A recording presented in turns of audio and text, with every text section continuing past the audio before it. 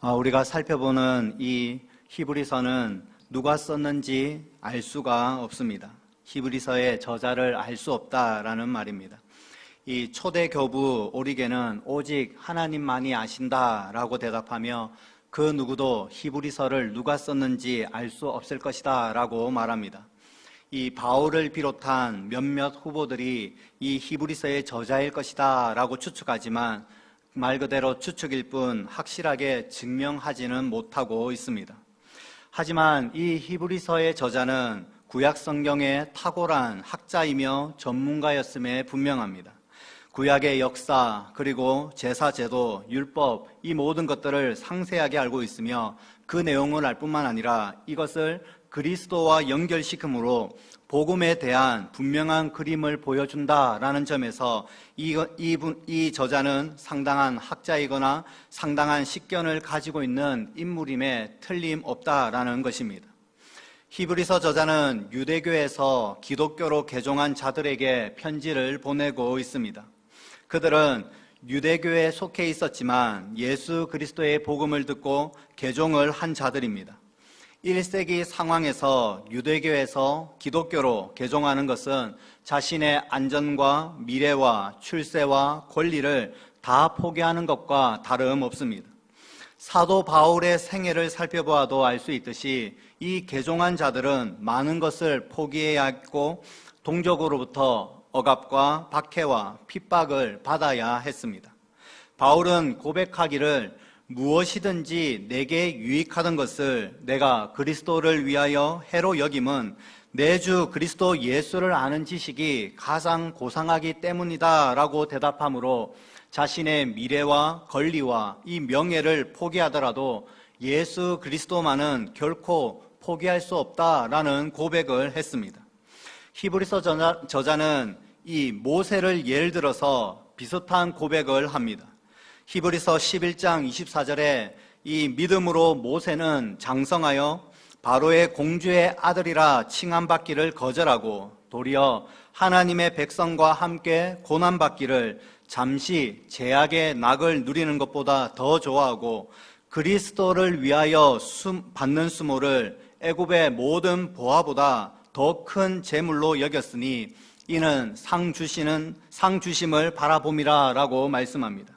그러니까 모세와 또한 바울, 그리스도인들은 어떠한 박해 가운데서도 다 포기해서라도 안전, 미래, 권리, 권한 다 포기해서라도 그리스도만큼은 절대로 포기하지 않았음을 우리는 볼 수 있습니다. 그런데 이 개종한 모든 사람들이 바울처럼 또한 모세처럼 견고한 믿음을 소유하지는 못했던 것으로 보입니다. 개종자들 중에는 고난과 박해 속에서 심각한 갈등을 하게 되었습니다. 피부에 와닿는 그러한 궁피, 피부에 와닿는 그 고난은 다시금 유대교로 돌아가고 싶은 유혹을 받았을 것입니다. 유대교는 이 당시만 하더라도 로마에서 합법적으로 인정해주는 종교였습니다. 같은 하나님을 믿는데 굳이 힘들게 고난받으면서 기독교를 믿을 이유가 있는가? 유대교로 돌아가서 그 하나님 잘 섬기면 되지 않겠는가?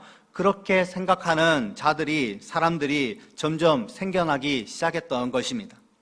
이러한 상황 속에서 히브리서 저자는 유대교에서 개종한 그 기독교인들에게 이 편지를 써야 할 필요성을 느끼게 되었습니다.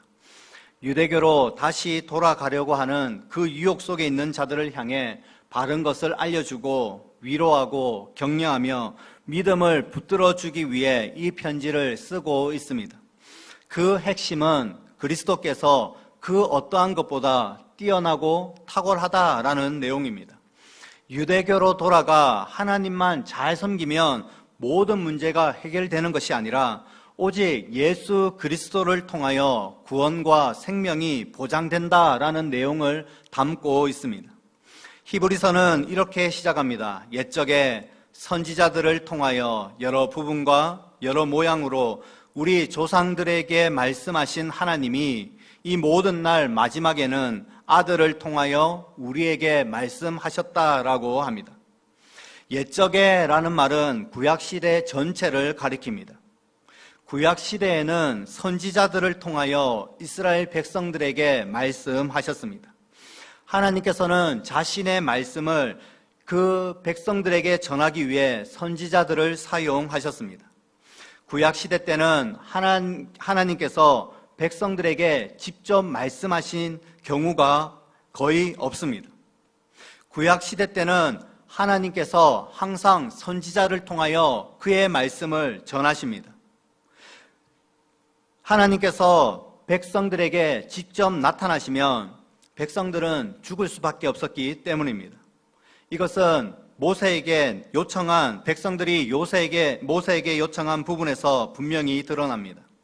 출애굽기 20장 18절에 무백성이 우레와 번개와 나팔 소리와 산의 연기를 본지라 그들이 볼 때에 떨며 멀리 서서 모세에게 이르되 당신이 우리에게 말씀하소서 우리가 들으리이다. 하나님이 우리에게 말씀하시지 말게 하소서 우리가 죽을까 하나이다 라고 말합니다. 선지자들은 하나님의 말씀을 특별히 듣고 백성들에게 대언하도록 하셨습니다.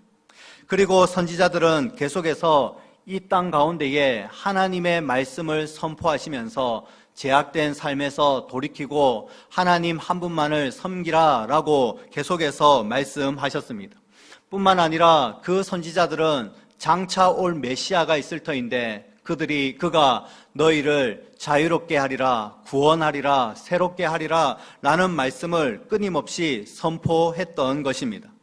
선지자들을 통하여 말씀하셨던 하나님께서는 이제 아들을 통하여 우리에게 말씀하십니다.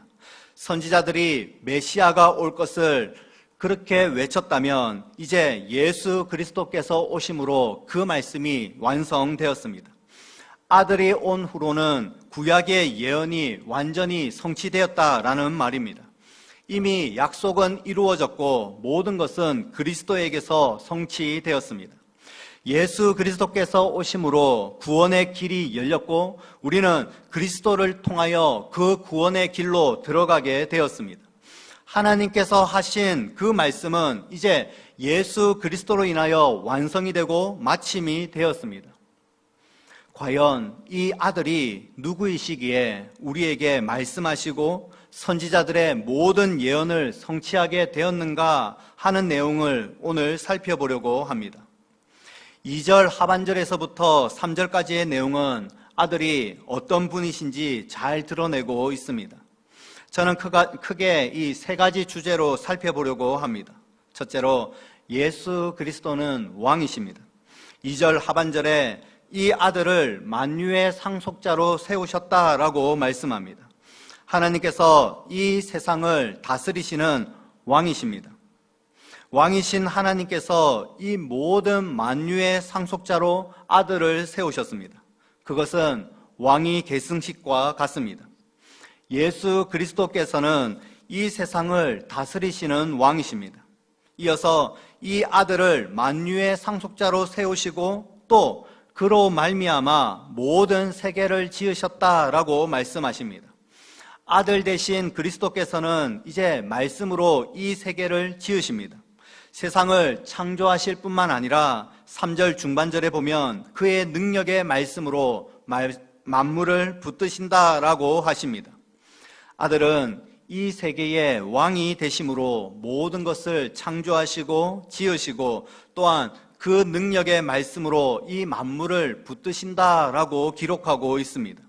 왕은 온전히 이 세상을 다스리시고 통치하시고 계십니다.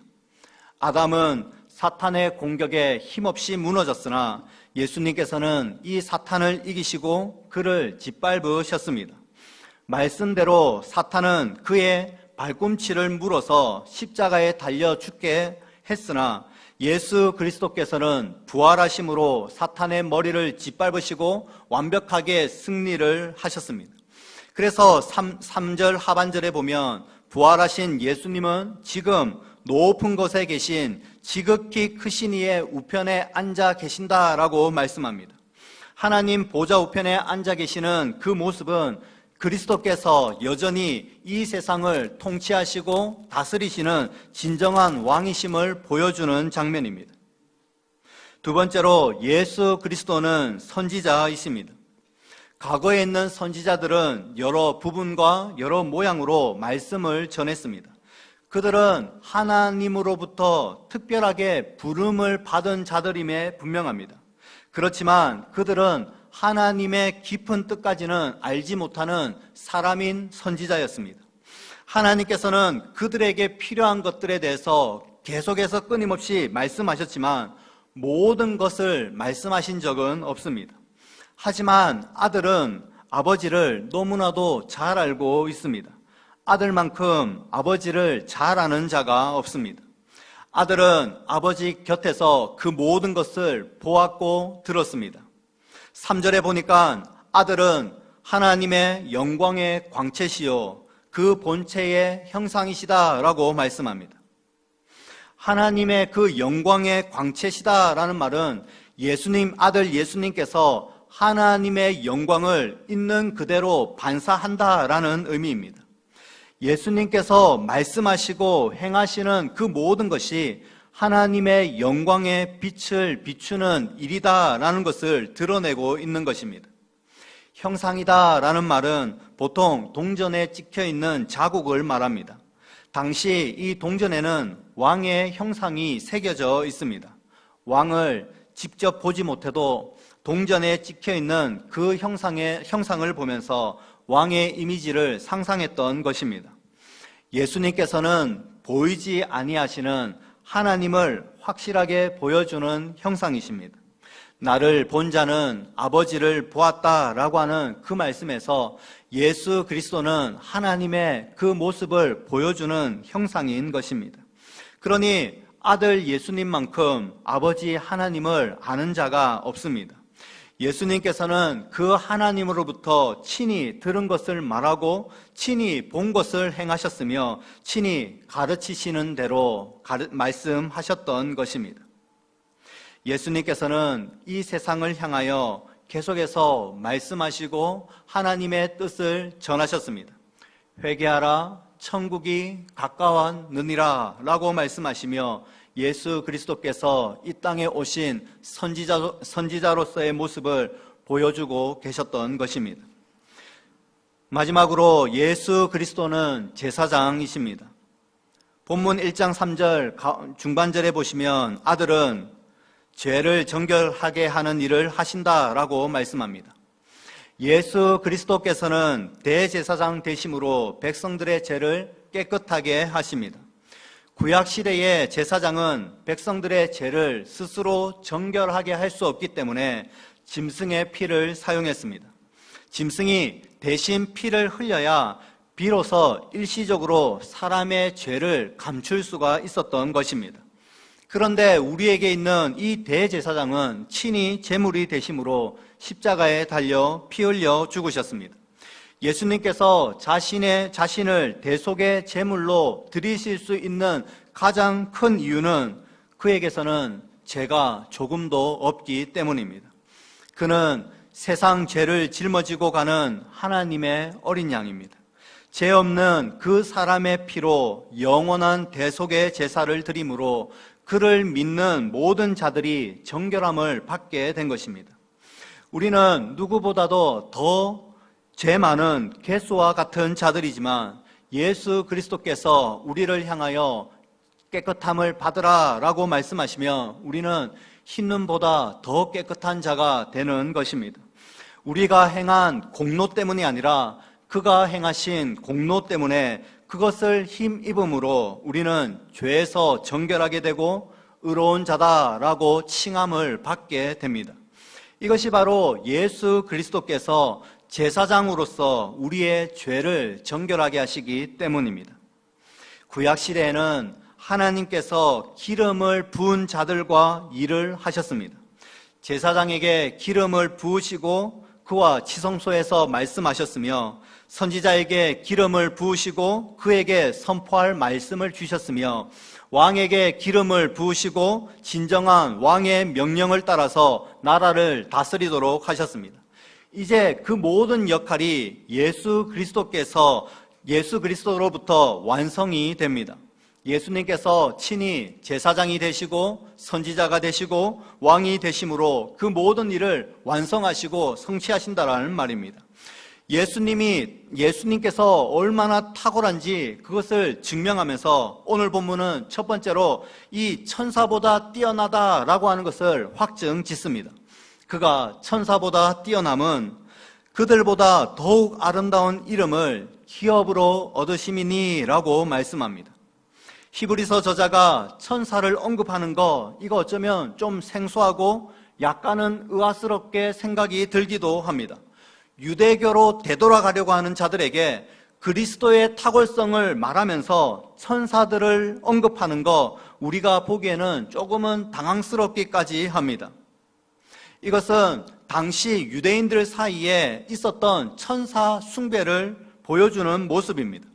골로새서 2장 8절에서도 이 천사 숭배가 골로새 교회 가운데 있었음을 보게 됩니다. 천사를 숭배하는 목적, 참으로 여러 가지가 많이 있겠지만 제가 생각하는 이 천사를 숭배하는 목적 한 가지는 중보자 역할이다라고 생각합니다. 그러니까 천사가 하나님과 인간 사이에 중보자 역할을 했다라는 것입니다. 천사가 사실 이 구약 성경에는 하나님의 사자인 이 천사가 이 사람들에게 나타나서 하나님의 말씀을 전해주는 장면이 곳곳에 등장합니다. 그런데 유대인들이 이렇게 천사를 숭배하고 천사들을 하나님과 자신 사이에 중보자로 여겼던 이유는 이것입니다. 자신은 하나님께 바로 나아가지 못하겠으니 천사가 대신 좀 가서 잘 좀 말해달라는 것입니다. 나는 하나님 앞에 나아가면 혹시 죽을지도 모르니까 천사가 조금 내 죄도 이야기해주고 내가 소원하는 것도 말해줘서 좀 하나님에게 잘 말해줘서 좀 하게 해달라는 그런 모습입니다. 천주교의 고해성사, 이와 비슷하다고 생각이 들지 않습니까? 자신의 죄가 너무나도 크니까 감히 하나님께 나아갈 수 없으니 어떤 사람에게 대신 좀 전해달라라고 하는 말입니다. 이러한 사람들의 마음 가운데는 죄는 계속 가지고 살아가고 싶고 또한 복도 받고 싶어하는 그 마음이 안에 같이 있다는 겁니다. 제가 가만히 생각해 볼 때에 이러한 것입니다. 나는 계속해서 죄 짓고 살고 싶은데 죄가 있으면은 하나님께 나아가면 혹시나 죽을지도 모르니까 나는 하나님께 바로 못 나가겠고 대신 천사가 다른 누군가가 좀 나아가서 하나님께 복을 빌어주고 나는 여전히 세상 가운데서 즐길 건 열심히 즐기고 하고 싶은 것 다 하고 그렇게 살고 싶어 하는 거, 그래서 천사라고 하는 이 매개체를 통하여서 그를 중보자로 세워서 자신은 이 세상 가운데에 여전히 죄 짓고 여전히 하고 싶은 대로 살고 이 세상의 유익을 따라 살아가면서 자신이 혹시나 이것 때문에 벌을 받을 수 있으니까 이 천사를 좀 보내가지고 하나님께 잘 좀 말씀해 주십시오. 하나님께 좀 제 사정을 좀 잘 이야기해 주십시오. 라고 말하면서 이 저주도 피하고 복도 받으려고 하는, 죄도 여전히 짓고 복도 받으려고 하는 그러한 마음이 있는 것은 아닌가, 이러한 생각을 하게 된 것입니다. 그러니까 이러한 사람들은 오늘날에도 여전히 이러한 심리를 가지고 살아갑니다. 자신은 여전히 죄를 짓는 것에 행복해합니다. 그것에 만족하면서 살아간다는 사실입니다. 어떠한 죄를 지어도 그냥 괜찮아 라고 말하면 우리 엄마가 권사님이니까 나를 위해서 기도해 주실 거야, 하나님 앞에 기도해 주실 거야, 이렇게 말하는 것과 동일하다는 말입니다. 자신이 죄를 지어도 우리 부모님이, 우리 자녀가 하나님 앞에 대신 기도해 주니까 나는 복도 받고 이 저주를 면할 수 있어 라고 생각하는 거, 이 천사를 숭배하는 것과 전혀 다를 바가 없다는 말입니다. 히브리서 저자는 이 아들이 천사보다 훨씬 뛰어나다고 주장하면서 천사보다 더욱 아름다운 이름을 기업으로 얻었다라고 말하고 있습니다. 주의 사자가 이 마리아의 남편 요셉에게 나타나서 아들을 낳으리니 이름을 예수라 하라라고 알려주었습니다. 이 예수의 뜻은 그가 자기 백성을 그들의 죄에서 구원할 자다라는 의미입니다. 그는 자신의 백성을 구원하기 위하여 이 땅에 오셨습니다. 유대인들은 이 천사를 중개자로 여기지만 아들 예수 그리스도만이 오직 유일한 하나님과 사람 사이의 중보자라는 사실입니다. 천사는 그냥 가운데서 내 죄 말할 테니까 하나님한테 갔다 오세요 라고 한다면 예수 그리스도는 그런 식으로 중보자 역할을 감당하지 않습니다. 예수 그리스도께서는 친히 우리와 하나님의 중보자가 되어주시는데 친히 대신 죽으시고 우리로 하여금 하나님께로 나아갈 수 있도록 길을 열어주신다라는 사실에 있습니다. 우리는 죄로 하여금 죄에서 하나님이 우리를 죄에서 건져내어 의롭게 해주시고 하나님께로 나아갈 수 있도록 해주시는데 더욱더 탁월한 이름이 예수 그리스도시다라는 것입니다. 히브리서 10장 19절 말씀에도 형제들아 우리가 예수의 피를 힘입어 하나님께서 거하시는 성소에 들어갈 담력을 얻었다라고 말하고 있습니다. 우리는 직접 하나님이 계시는 지성소에 들어갈 수 없는데 예수 그리스도의 그 보혈의 피로 인하여서 우리는 그 하나님이 거하시는 성소에 들어갈 담력을 얻었다라는 것입니다. 그래서 우리는 하나님을 감히 아버지라 부를 수 없지만 이제 그 피를 힘입음으로 말미암아 아버지, 아빠 아버지라고 부를 수 있는 신분이 변화된 존재가 되었다라는 것입니다. 여기에 있는 저와 우리 모든 성도님들은 어쩌면 그 모든 복으로 인하여서 과연 예수 그리스도를 믿는 것이 얼마나 탁월하며 우리가 이 세상 그 어떤 종교와 그 어떤 숭고한 그러한 천사들보다도 더 뛰어나고 더 탁월한 분이 바로 예수 그리스도, 그 예수의 이름에 있다는 사실을 기억하셔야 할 것입니다. 예수, 자기 백성을 저희의 죄에서 구원할 자이심이라 구원할 뿐만 아니라 그들을 직접 하나님께로 데리고 가서 하나님께 고하게 만들고 자복하게 만들고 회개하게 만들므로 하나님께서 친히 그 말씀을 듣게 만드시는 분, 그분이 바로 예수 그리스도이시고 예수 그리스도라고 하는 이름의 탁월성이라는 것입니다. 여기에 있는 저와 우리 모든 성도님들은 유대인도 아니고 유대인이었던 적도 없습니다. 그리고 1세기 그 유대교에서 개종한 성도들처럼 핍박을 받거나 고난을 받거나 자신의 미래를 포기해야 하는 그런 상황에 처해 있는 그러한 상황도 아닙니다. 하지만 우리 주변에는 여전히 예수 그리스도를 그 믿는다라는 이유로 가족으로부터 친척으로부터 직장 가운데에서 여전히 박해와 배척을 당하는 성도들이 여전히 있다라는 사실입니다. 교회를 다닌다고 조카들이 명절에 찾아오지 않는다라고 하는 하소연을 들었습니다. 예수 믿는 것 때문에 재산을 주지 않겠다라는 이야기로 하소연하는 분도 들었습니다.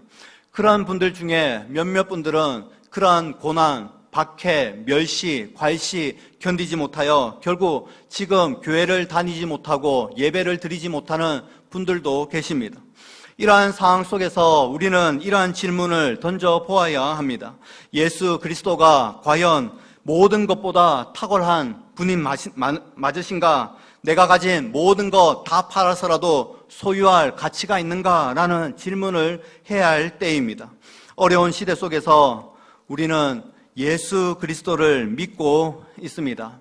언제 탄압과 박해가 일어나도 조금도 이상하지 않을 그러한 시대를 살아가고 있습니다. 견디기 어려운 순간이 올 때마다 예수의 그 이름의 탁월성을 확실하게 붙잡아야 할 때입니다. 예수님께서는 지금도 여전히 제사장으로서 백성들의 죄를 용서해 주시고 정결하게 하십니다. 누구든지 예수 그리스도를 믿고 그분께 나오는 자는 자신이 흘린 그 보혈의 피로 정결하게 해 주십니다. 예수님께서는 선지자로서 여전히 하나님의 말씀을 우리에게 전하여 주십니다. 그것은 구원의 모든 내용을 담고 있는 성경을 통하여 우리에게 여전히 말씀하고 계십니다. 뿐만 아니라 성령을 보내어 주심으로 우리 마음속에 그 말씀이 진리라고 하는 사실을 확증하고 계십니다. 죄인은 스스로 하나님의 말씀을 믿을 수가 없고 오직 예수 그리스도께서 보내신 성령으로 믿어지도록 역사하는 것입니다. 그리고 예수님께서는 왕으로서 이 세상을 통치하시고 여전히 다스리고 계십니다. 또한 왕으로서 다스린다라는 표현에는 왕은 그의 백성을 반드시 지키고 보호한다라는 의미도 포함되어 있습니다. 그분은 왕으로서 우리 모든 택한 백성들을 한 사람도 놓치지 아니하고 지켜주시고 보호하신다라는 사실입니다. 천사보다 탁월한 그 이름이 바로 예수 그리스도 안에 모두 있음을 우리는 기억하시기 바랍니다. 우리 모든 성도님들이 예수 그리스도를 붙들고 유혹과 핍박 가운데서도 믿음 잃지 아니하고 예수 그리스도의 이름으로 승리하며 살아갈 수 있기를 주님의 이름으로 소원합니다.